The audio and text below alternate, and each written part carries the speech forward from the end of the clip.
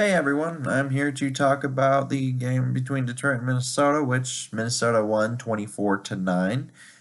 Detroit has now fallen to 3-5. Minnesota goes to 5-3-1, and Stafford on the day was 25 of 36 for 199 yards, 5.5 yards an attempt, zero touchdowns, zero interceptions. He was sacked 10 times, which is now a Minnesota Vikings record, and had a quarterback rating of 83. Now, on the ground, Kerryon Johnson, he led them with 12 carries. He had 37 yards on these 12 carries, a 3.1 average. Galladay carried one time for 8 yards. LeGarrette Blount, 5 for 8. Tavon Wilson, 1 for 7. Matthew Stafford, 5 for 6. And they had a total of 24 carries for 66 yards and a 2.8 average. Now, receiving, Marvin Jones, 6 for 8, 66 yards, and his long was 18 with an average of 11. Kenny Galladay caught 3 of his 4 targets for 46. Theo Riddick, 7 of his 8 for 36. Luke Wilson, 2 of 2 for 17. TJ Jones, 2 of 2 for 13. Michael Roberts caught 1 of 4 for 12. Kerryon Johnson caught 3 of his 5 for 7. And LeGarrette Blount caught his lone target for 2 yards.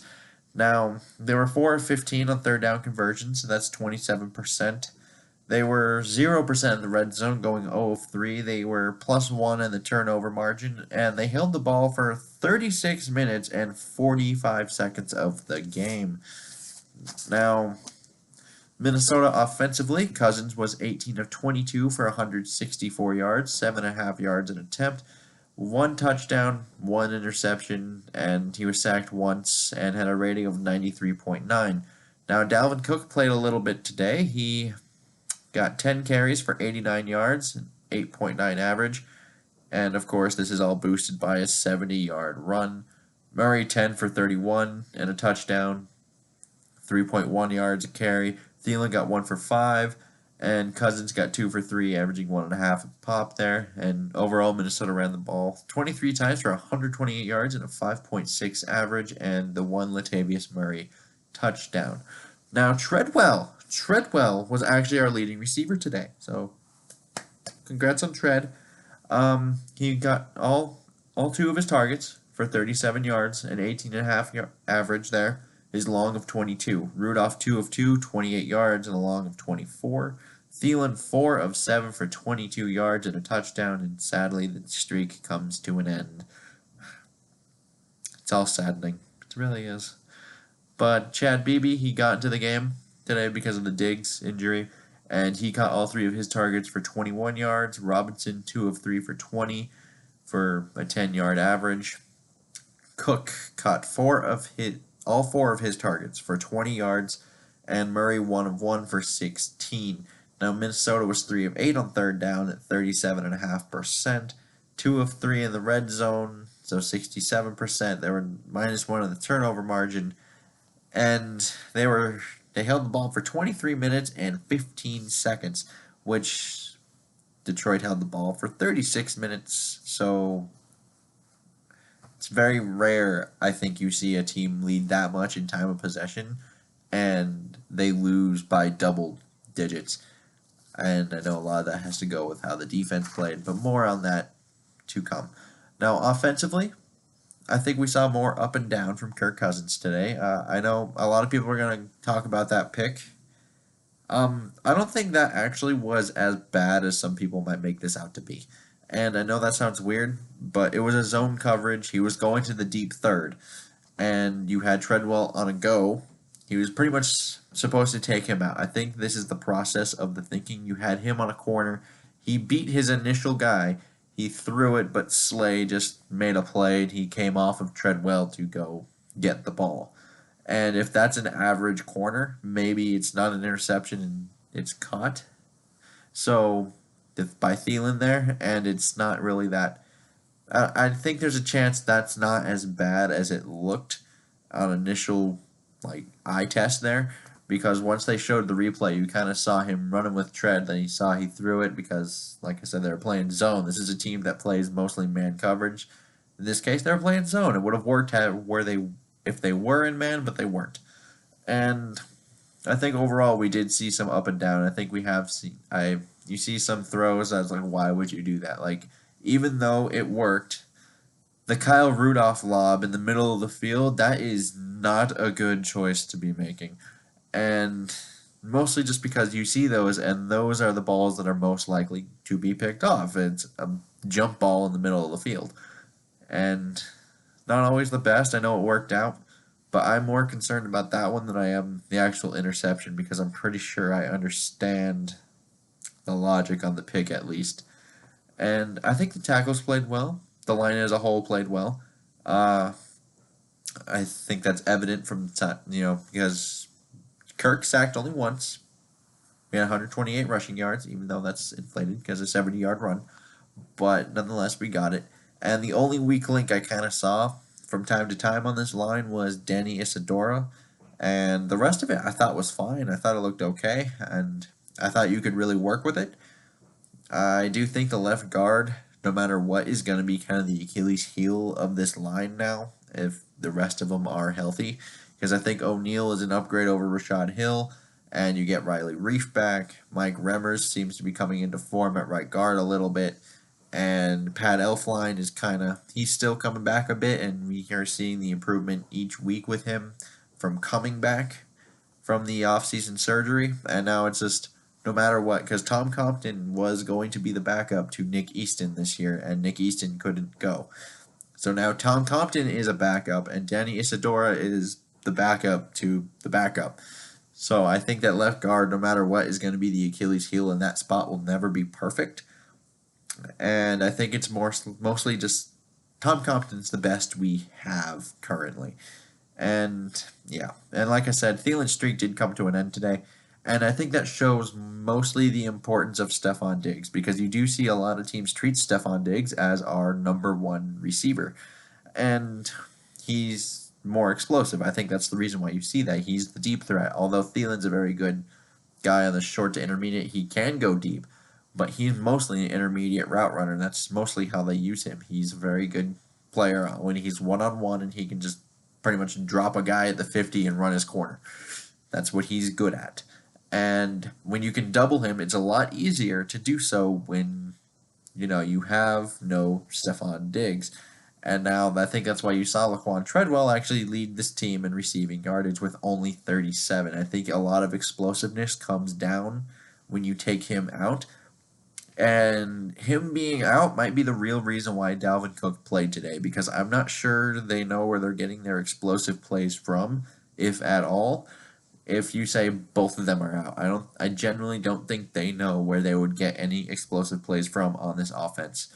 And I think that's the big reason why we saw him go, even though he might have not been totally 100% on the hamstring injury yet, but he's pretty close to it from what it appeared, if he's not 100%.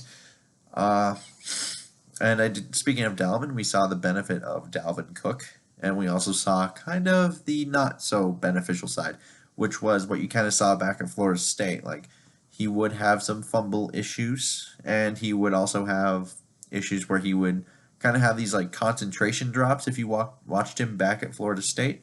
And I think we kind of had that weird combination of both on that pitch play at the end there, where it was a fumble that I think gets credited to Kirk Cousins, but I'm pretty sure that's entirely on Dalvin Cook. Even though I don't agree with the play call, because I'm pretty sure he gets a loss of 5 anyway if he catches the ball, but it's a whole lot better than a fumble and a turnover. So you do have to work on that with him still, which doesn't shock me. I think this is only like his 7th or 8th game out of like a possible I want to say like 25 or 26 games since entering the league, and that is what it is. And hopefully Remmers and David Morgan aren't hurt seriously. We saw David Morgan exit early with a knee injury, and at the end, that last extra point attempt, Mike Remmers was on the field, was slow getting up off the field. Hopefully he's fine, because he actually played well today, and we finished the game with Brett Jones at right guard. And defensively, so there's not much bad to talk about defensively today. There were 10 sacks today, led by Daniil Hunter, who had 3.5, and he had a monster game all around. And it was also a very good defensive line rotation, which I know might not get all of the credit, but we saw Tom Johnson come in for 2 sacks, I believe. Stephen Weatherly had a sack. He was causing pressures quite a bit today, and he was mostly on Taylor Decker when he was in. And we saw Detroit trying to chip Daniil Hunter on the right side. Obviously, he didn't work too well, and Griffin got in there a bit. We saw some of the depth players making an impact on this line rotation, which we didn't have last year, and we kind of saw at the end of last season. This line got tired. And this is why, because last year they didn't have these players. And now that they do have these players, because I said Tom Johnson had 2 sacks today. He was a starting player last year for us. And now he's in a rotation.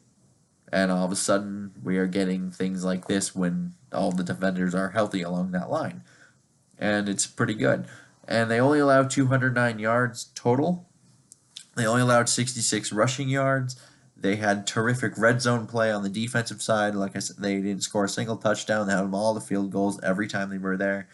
And towards the end, Stafford's choice to kind of pitch the ball in almost a rugby style way didn't work out so well. And that might have been just because he's taken a beating today. So it's like maybe he didn't want to get hit. So there's a chance they even forced him to make a bad decision there. And there's only one thing that I would come away that I would say maybe with this defense, there's a thing, and that was they were 3 for 3 on 4th downs today.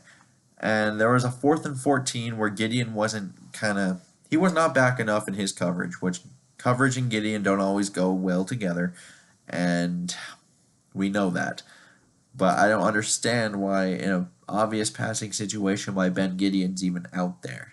And then there was one that was a fake punt on 4th and 4 where I think it was Brandon Zylstra couldn't contain the edge there. And then there was another one where Stafford kind of scrambled on a bootleg where they ran a stunt where I think it was Sheldon Richardson who couldn't keep contain, and that ended up being a 1st down. So if I had any gripes with today, it's very nitpicky, I know, but that would be it, just because I do think we do see more 4th down conversions on the Zimmer defense than I think we probably should. They're great on 3rd down. 4th down is always I usually notice them getting it on 4th down. I don't know if that's just because they're more memorable, but overall, I think the defense was fantastic today, and it was what we kind of thought it might be coming in. And this is kind of like what the ceiling could be if they can consistently play together, like how we know they can. And this is still with Anthony Barr out and Eric Wilson in. So there's that. And the offense, it was very hit or miss today. I think what we're noticing this year as opposed to last year. Last year they were more consistent. We knew what we were going to get. And then this year it's less consistent, but they're much better at the big play. We didn't really have many big plays last year, but we certainly had, we can kind of grind out the clock and we can get a touchdown or a field goal after a good 5-minute drive. This year, if the drive may only be 2 minutes long, and it's either going to be a 3 and out or it's going to be a touchdown. And part of that is just because, special teams. But they did enough today to pull away, which is kind of what you want to do when you don't always want to force your hand when you have a defense that's playing like this on a day like this, just because you win the game as long as you don't turn the ball over 4 or 5 times, and that's ultimately what they didn't do. They did turn it over twice. Yes, that's bad, but they also had the defense to kind of, save them from that. And it was a very big and needed win just because it helps you in the division. Obviously, it's a division win. It puts you 2 games above 500 now, and you go into the bye. You hopefully recover a little bit, so hopefully Rhodes and his ankle will get better. Diggs and his ribs will get better. Barr's hamstring, Cook's hamstring, Dejo's groin, and all those things, all these injuries that we've had these past few weeks. Hopefully these can recover a bit, and going into what I would call a very rough patch that could end up deciding either the division for this team and or the playoffs, because we come right out and we're in Chicago, Green Bay at home, in New England, and then we're in Seattle. And that's right out of the bye.